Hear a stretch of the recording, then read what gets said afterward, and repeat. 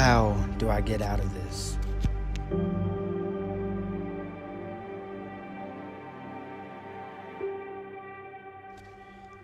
Why am I like this? 2020 was possibly the lowest year in the world. Everyone vowed to make 2021 better than 2020. Earlier this year, the first Behind Closed Doors aired an attempt to finally get rid of a heavy situation. However, it only increased the heaviness, leaving me even more broken and lost in the world where no one stops and helps you up. But in the summer of this year, I took a trip to Panama Beach, Florida that would change my life forever. That event would set the motions of one of my biggest dreams coming true.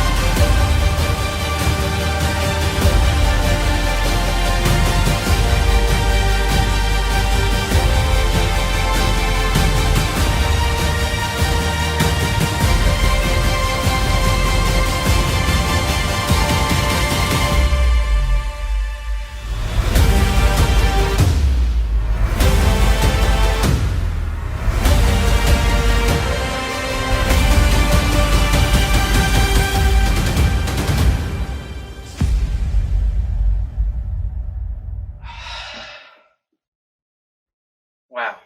Um,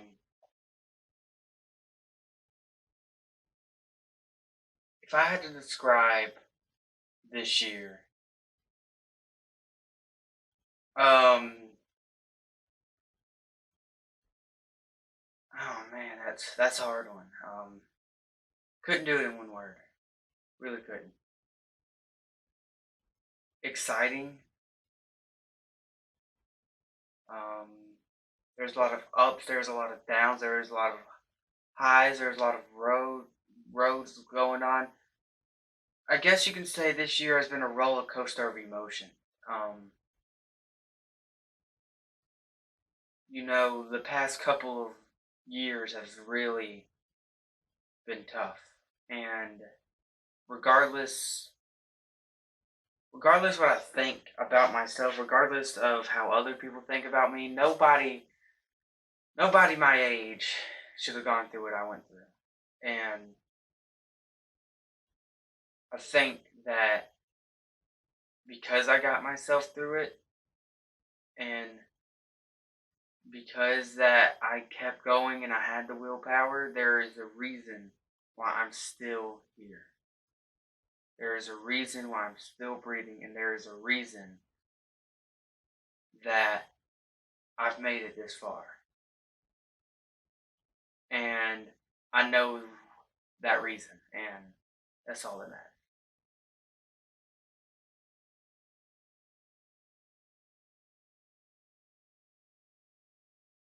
So,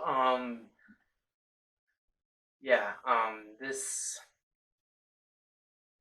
you know, like I said, mentally, I have gone through a lot in my life, and there has just been a lot of emotional damage, I guess, that has happened to me. And I mean, I'll go ahead and say it. Like, I lost my grandfather at a very young age and didn't quite understand what was going on. Um, my parents got divorced when I was only in the ninth grade. I mean, excuse me, fourth grade, and I was 9 years old. They got back together, but there was still a lot of damage done. My brothers, me and them always, like brothers do, have a rocky relationship sometimes. And then between the breakup, and all that culminated, and all that wrapped up in 2020.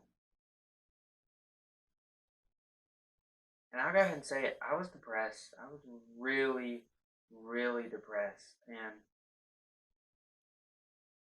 it was because I just felt like I did everything I could to make this life as good as I could possibly make it. I've done everything that I could to make it better. And I can't do, and it's still not. Like, it was rough, man.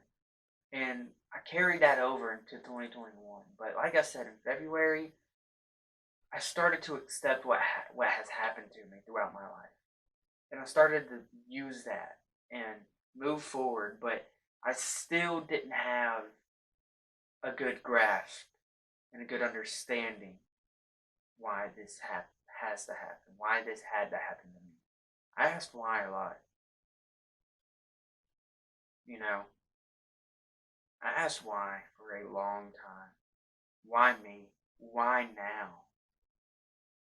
And, you know, I don't know if it was just time healing it or what, but I just needed to know that I needed to know why this happened, why it had to happen.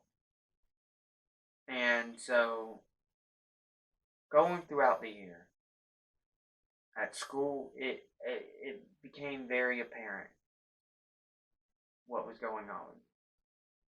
That it became very apparent that I was not in a good mental space. That I had changed. Somewhere down the line, I had changed. My friends were beginning to see it. I started making choices and decisions against my friends that now I feel so stupid about and so sorry for. And I had just, for my own selfish reasons, one time I had lied about something. And I just, to this day, feel so bad for it. But luckily, me and that friend of mine are still close and we're still tight. And I just feel so. I felt so broken. I felt so lost.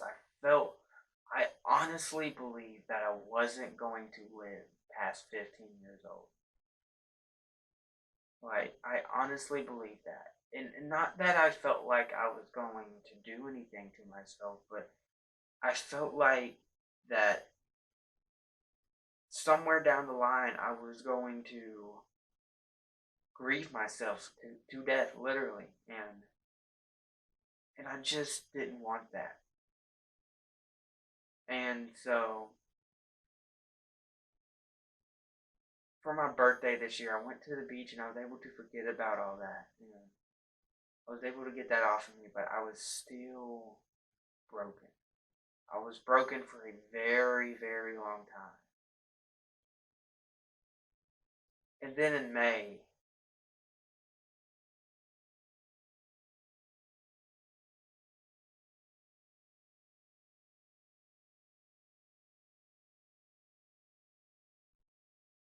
after a church service, my pastor, he was going to,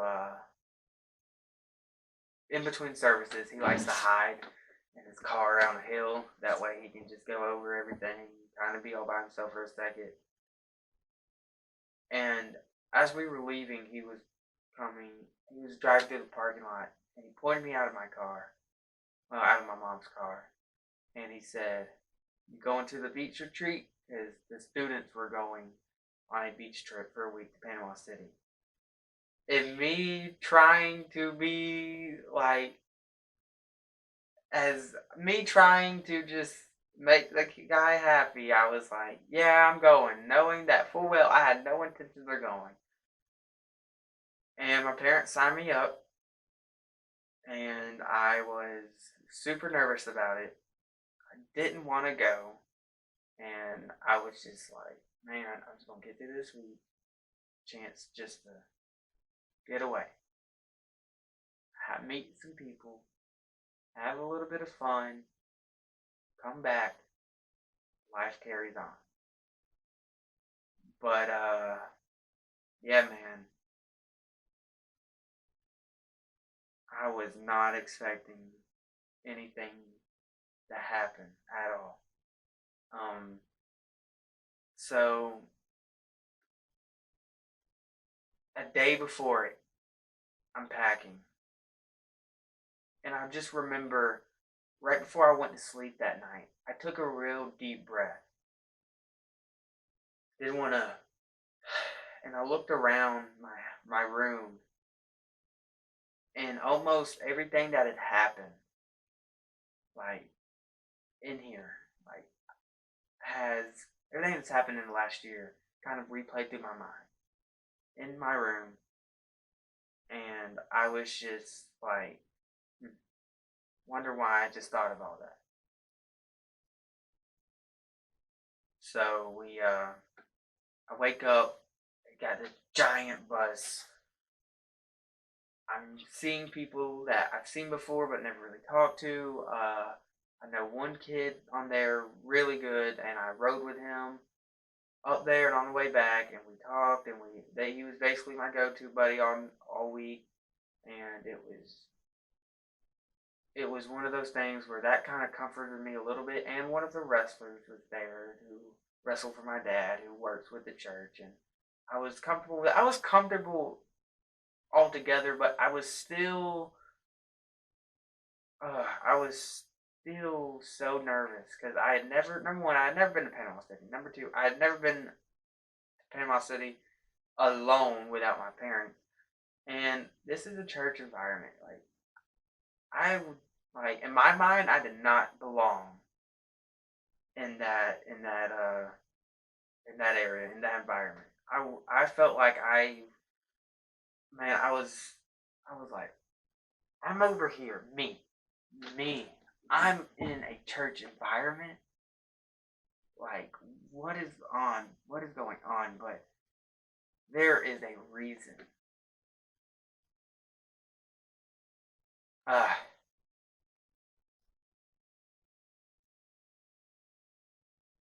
I'm trying not to water up here, but there's a reason I went through everything I went through. There is a reason why everything had to happen the way it did. There is a reason why my pastor pointed me out and asked me if I was going. There is a reason why I was there. I needed to be on that bus going to Panama City. And 7 hours later, we get there. And we get up there, and it's legit. This retreat, it's like cabins in a way. But when we get in the room, they're like bunk beds, and they're wooden. They're not real beds. It's so like you were so close to someone if you were on the top that you could literally go like this and touch someone when you're asleep. Which, I mean, I don't care. Like, you know, that didn't bother me. Nothing bothered me. There was no doors on the bathroom either. Which crazy, but I went to bed that night wondering what was gonna happen this trip. Because I finally got comfortable, and I was just like, here we are, you know. There's something, I just felt like something has happened or something's about to happen that's about to change my life forever. Never in a million years did I think I was going to be able to come back here and have the story that I have. So there was service every night, there was food every night, every morning, and night one. The student leader, the student pastor, she said that she just prayed that she wanted us to be intentional and to be in the present and be intentional with how we use this week. And that really spoke to me. You know, I wasn't sure, what if I were to go to hell or heaven when I died. I believed in God. I just didn't believe what he could do for me. I didn't trust that. I've seen him. I didn't trust it, because, I have had so many things leave me broken, and that's why it was so hard for me to wrap my head around it. This idea of someone that I can't see or I can't hear or I can't feel picking me up and turning me around. But the third night we were there, July 7th, 2021, there was the pastor that had pointed me out and asked me if I was going, preached a sermon that was all about unpacking your problems and giving it to God. It was all about unpacking what you have been carrying around for so long. You can go the rest of your life and you don't have to worry about that no more if you unpack it right there, right there.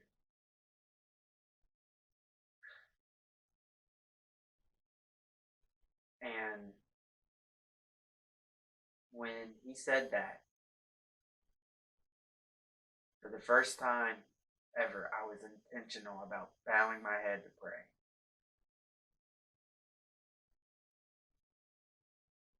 And I just said, okay.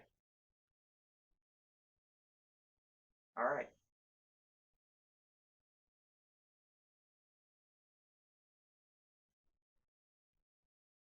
Trust me.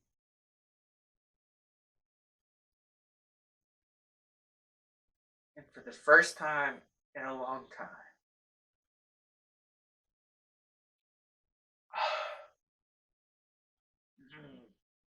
for the first time in a long time, man, I didn't feel no hurt. I didn't feel no burden. I didn't feel no pain. For the first time in a long time, I was so happy that I got it. I was able to get out of bed that morning and breathe. I was so thankful for the fact that my eyes were so wide open. I was so thankful for everything that had happened. Everything had to happen the way it did to teach me that lesson for July 7th to mean what it did for me. And man, it was so special, And now I got baptized on January 10th. What is wrong with me? I got baptized on October 10th, 2021. I wear these bracelets, and this one is just because it matches every one of them. This one says New Grace, which is the name of my church, right here. New Grace, Celebrate Recovery. And this one really enjoy because there's a lot going on here. This one says, excuse the spray can. This one says, it's like the death, the burial, and the resurrection of Jesus Christ. And this WWJD one, is obviously what would Jesus do. And I really just had a new lease on life after July 7th. And I was really happy with myself for a very, like, whenever I think about that day and that week, that will be my favorite day of this year. That will be the week of 2021 for me, and that will be the month that I was able to change everything. And that's all I wanted to do. And so after that, it was like, okay, time to go back to school. And it's crunch time. Because that was when I was told October will be the month you debut in wrestling. And I was like, this is exactly this is how it's supposed to be. And I knew it beyond a shadow of a doubt that I'm still here because God kept me here. No matter how many times I thought I was not going to be here, He kept me here.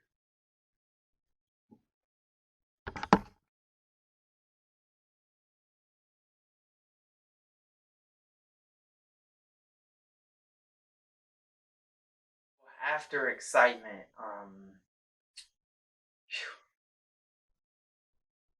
basically there was an issue, and it was the issue with me. I did a lot of things for PXW. Man, I sacrificed so much, and I put so much work into it. After excitement, I had really watched our show, like, for the first time, really watched all of it, everything we've ever posted, and I realized how much stress I have put on myself doing this for the last year and a half. And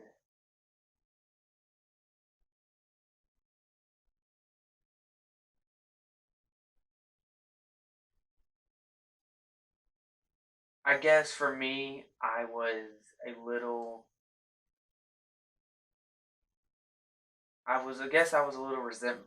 resentful of PXW, at that time. And I needed to get away. I needed to get out. So I sent a text to the group chat that July will be the final show. And so it was just a lot of things that needed to be led up to that.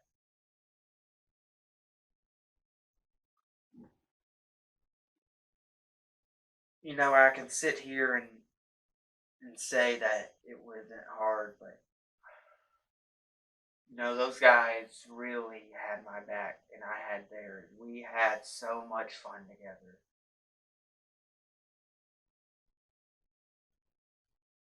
And through the hard times, through the good times, through the ups, through the downs, through all the injuries, through all the arguments, through everything that we had went through together,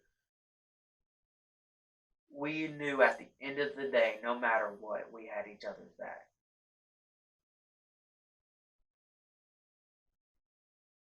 And we knew that it had to come to an end.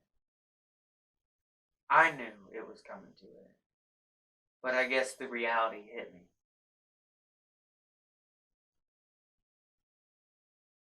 And PXW, on July 25th, we had a match. We had a show. That was the final show. And it was not what I wanted it to be. At all. It was horrible. It was terrible. And I felt so bad that we produced something like that for our final show for you guys. That was not at all what I wanted that to be. That was the worst show we've ever had. And I mean ever.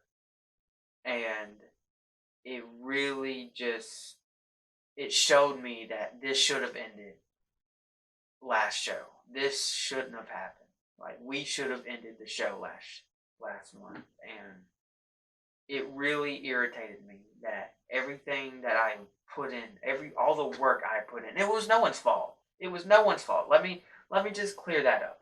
It was no one's fault that happened. Our circumstances were what they were, but that entire show, just one thing happened after the other. No one was there. Candler couldn't make it. We couldn't get Chaos's match and heel turn on screen. It was just so much bull crap that was happening. So, at the end of that day, I just sat down and was like, take a deep breath, and finally, I was able to take a deep breath and sigh and finally just be completely done with it. And I was so happy that I was out of that place, out of that situation, and I was more happy for that day to be over than anything. But don't take this the wrong way, PXW was something I will never forget, and I am so happy and so thankful that I got the opportunity to do it. I was so happy that I was able to take what started in here. I was able to transform it and make it happen. And when you have something that you have in your mind and you are able to make it come to life, there's not a feeling like that. There's no feeling that replicates. There's no feeling that equals to that. Knowing that you put in so much work that it became a reality. We weren't the biggest thing on YouTube. We had 70 subscribers at the end of the day. And you know what? We appreciated every single member, every single person ever subscribed to us, because you guys took the time to watch us do what we want to do, just put it on YouTube. We were having fun and we were putting it on YouTube. And as far as me is concerned, and I'm speak for everybody for this when I say this, I hope you guys understand how much it meant for us to go out there and do what we did for you. Because all 75 of you decided you wanted to watch our video when you didn't have to. You could have just clicked off and said, screw them, this crap is stupid. You guys stuck with us. And that's all that matters. So for that, we have nothing but gratitude for all of us. So in August, I went to go train in the Landmark Arena, which is an arena in Cornelia, Georgia, where AJ Styles, Xavier Woods, R-Truth, and the Hardy Boys, and a lot of people went through and made their names, specifically AJ Styles, who trained there and made his name there. And I went to go train there, and guys by the name of Adrian Hoggins, Nick Halen, Todd Sexton, Hunter James, and a bunch of other people were there. And we train with them every week now. And so basically what was happening is my dad felt like I've learned everything I needed to learn from him. And as far as training wise, I needed to go there to be polished up in order to be ready for October. So I went there, and as they really took me under their wing, and they really taught me a lot about the business. Just like more in and out of the ring than ever. Like, they taught me how to have etiquette and also how to polish myself as a worker and be a professional wrestler. And I really took a liking to those guys, and they love me, and I don't understand it. I love them, but I have so much respect for them too, because each of them have so much under their belt, and they have so much knowledge and so much personality and so much to teach that I was just like a sponge. I soaked it all in. Training there, I try to stay kind of calm, cool, collected. That way I'm present, and I can hear what they have to say, because everything they say matters when it comes to the wrestling business. because they know so much and they're very, very, very talented. And so I really wanted to be a sponge and soak up as much as I can. You know, it really was one of those things where we knew that I was debuting in October, we just didn't necessarily know how. And so as time went on, we knew we wanted to do a tag match with me and my dad teaming up against somebody. We didn't know who. So Dad had asked Adrian and Nick what they thought about having the match, and they were on board. They loved it. And so I did so much work to get into this, and you know, I used my motivation. Like, my motivation was just get to October, you know, and I worked my butt off. I worked my absolute butt off for that. And so once we got to October, we did this spot, and it was one of those things where Nick was wrestling, or Bobby Moore, another guy in that group, was wrestling my dad. He got a win. Nick Halen came to the rail, kind of, get off of me, kid. And I pushed him. He threw me over.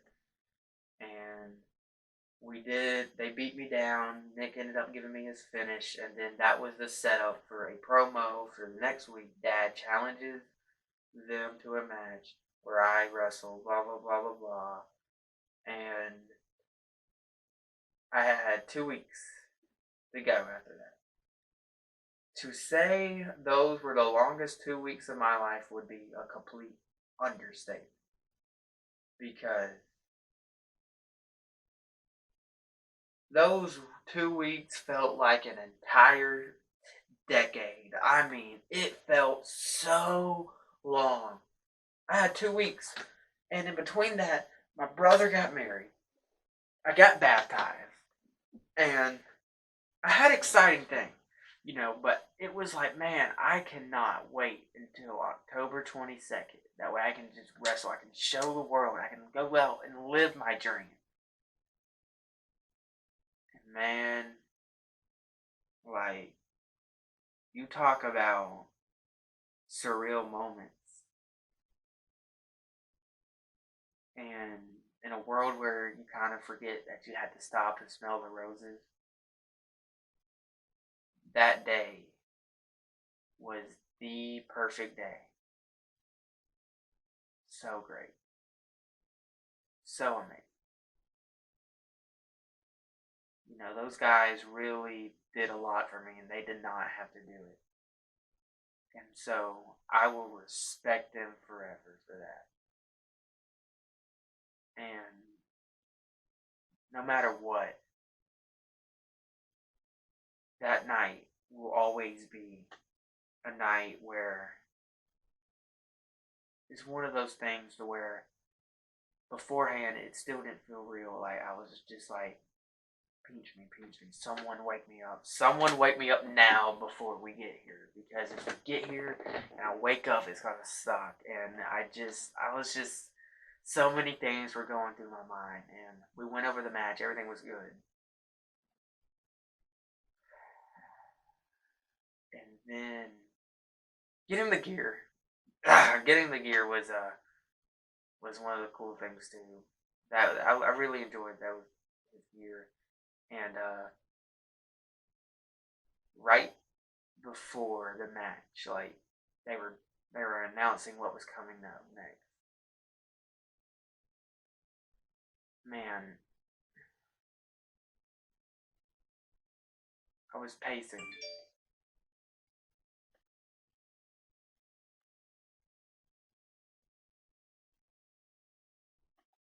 I was pacing back and forth, back and forth, back and forth. I was just so anxious. So I need this. And I was pacing back and forth, and everything that has happened since January of 2020 played in my mind.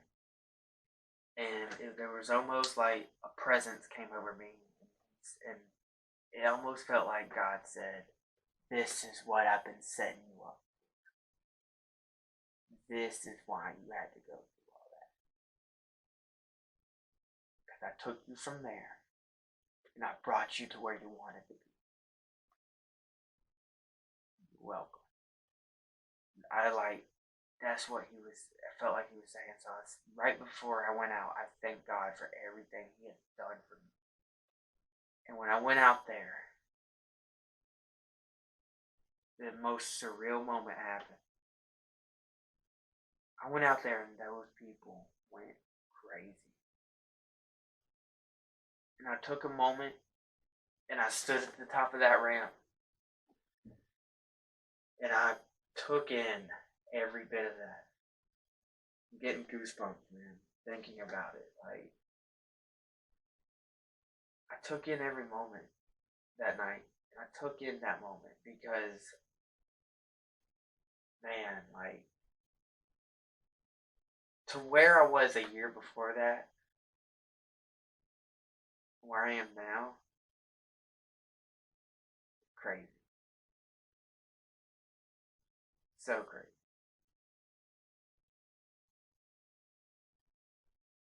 I got on those ropes and I was able to look out and see everything that I like. And then what started playing through my mind is every memory that's happened in that building, man. And living my dream with those people, having my back, man, it was awesome. It was so cool. Man, so amazing. Because they have watched me grow up. They have known what I was going through, and they saw that I was so happy for the first time publicly. And like, it was so hard not to keep a smile on my face, you know. And we did the match, and it was perfect. I was able to get a win, and when I won, the place went unglued, and everyone was just like, done good, Jay, done good. And go backstage, and I get a standing ovation from everyone back there, and man, those guys,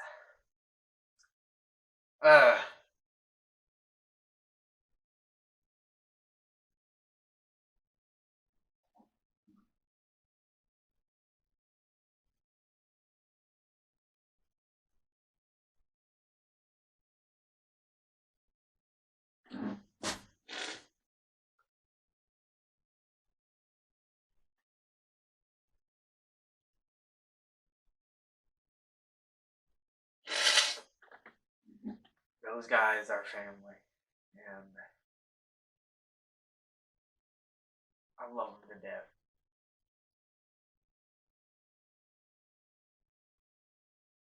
What a year, man.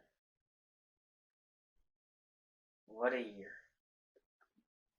You know, a lot's happened this year. And next year is just around the corner. You know, this is airing the last day of December, but it's being filmed on January. Why do I want to say January? I'm ready for the new year. On December 10th. And I'm just thinking about everything that's happened this year. Really, the last 2 years. And knowing that where I was, where I am, it's two different places. That to me was amazing. And I just want to say that this has been the year of redemption. But up to this point, this has been the best year of my life. Thank you for everything.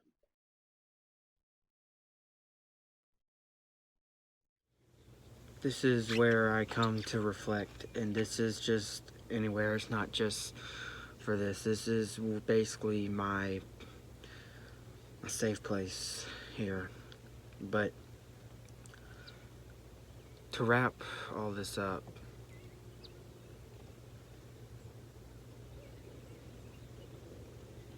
there are so many things that's happened this year. And to think 3 years ago, I was on top of the world and one wrong decision and it disappeared just like that. You know, it ain't easy growing up, but because you gotta learn things the hard way. But luckily, this year I've been so blessed to meet some new people, some new friends, some incredible friends who since we've been friends has been there no matter what. I've been able to reconnect with some old friends. I've lost a good friend, but at the end of the day, it's all part of the reason why I'm still here today. Because a year ago, I'm going to be honest with you, I didn't think I would be.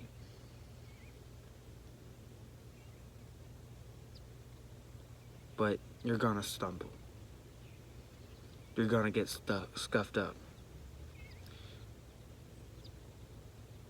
You're gonna wrestle with some demons. Some imagined, some real. Some put upon you, and some you put upon yourself. We all have a story. A story that says we have to inherit a lot of original bad stuff. But know that if you make a mistake, it doesn't mean you can't keep turning the page, revising your story, saying your sorries, and starting anew. I mean, that's what life's all about, right? Writing a story we all could be proud of. Even if it has some bad or boring chapters in it. We all have our struggles. We all have our seasons. But the person that I was a year ago is not the person that I am today. I went through internal hell and came out born again. And while no season lasts forever, it's what you learn from one season you take into another. Because like I said, we're all writing a story we all can be proud of. And for me, that story is titled Redemption.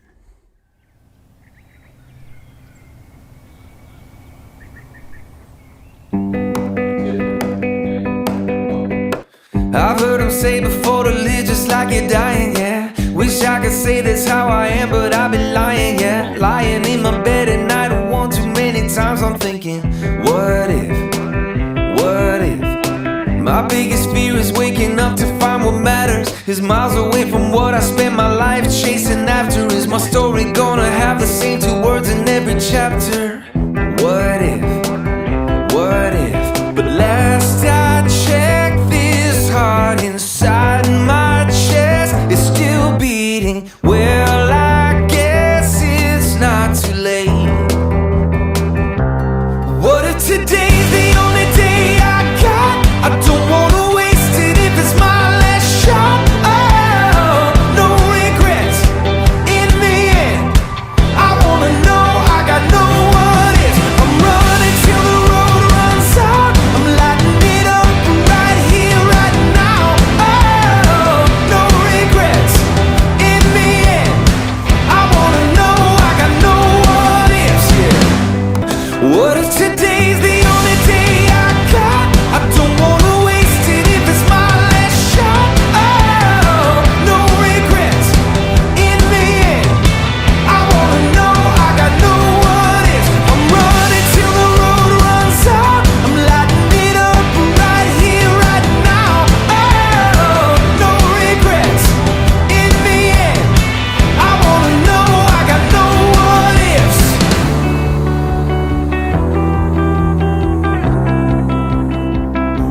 I'm gonna dream a little bigger, burn a little brighter, stand a little taller.